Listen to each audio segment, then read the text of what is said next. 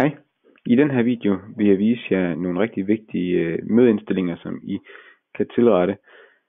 Det kan fx være rart, at eleverne ikke kan optage skærmen, mens man har møde, eller at de kan slå lyd til og fra på mikrofonen. Det viser jeg lige her, hvordan I sørger for, at de ikke gør. Jeg viser lige her, i min kalender har jeg et møde i morgen. Og hvis jeg åbner det møde her, så har jeg her en indstilling, eller en funktion, der hedder mødeindstillinger.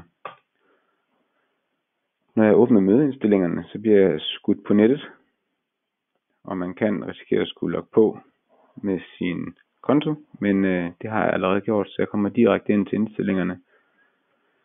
Her der kan jeg vælge for det første, om man kan springe lobbyen over. Det vil sige, hvis man holder et møde og gerne vil godkende folk, inden de kommer ind, så kan man her sortere i det.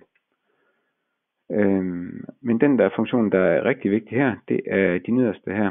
Dem kan præsentere.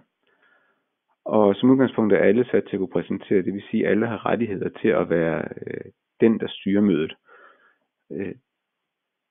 Der er det rigtig vigtigt, at man får sat den til, at det kun er mig. Man kan undervejs i mødet så give lov til andre, hvis man har behov for det. Men som udgangspunkt er det rigtig vigtigt, at man forvalter den her kun mig. Man kan også vælge at sige, at eleverne ikke kan slå lyden til. Det er ikke særlig hensigtsmæssigt, men det kan være ret undervejs i mødet og pille ved den funktion. Det viser jeg lige om lidt, hvad man gør. Når jeg har indstillet den her, så det kun er mig, der kan præsentere, så trykker jeg gem. Og når jeg starter mit møde i morgen, så er det altså kun mig, der har ret til at lave mødelederændringer i mit møde. Hvis jeg sidder i et møde og har glemt at forlade indstillingerne her, nu har jeg bare lige et møde åbent her, så under de 3 prikker her, der hedder flere handlinger, der gemmer mødeindstillingerne så også.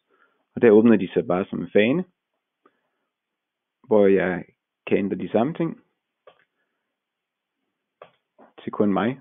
Og her har jeg altså også nemt mulighed for, hvis jeg har nogle elever, der har svært ved at forstå, at mikrofonen skal være slået fra under en lærergennemgang for eksempel, så kan jeg vælge her at sige, at deltagerne ikke kan slå lyden til.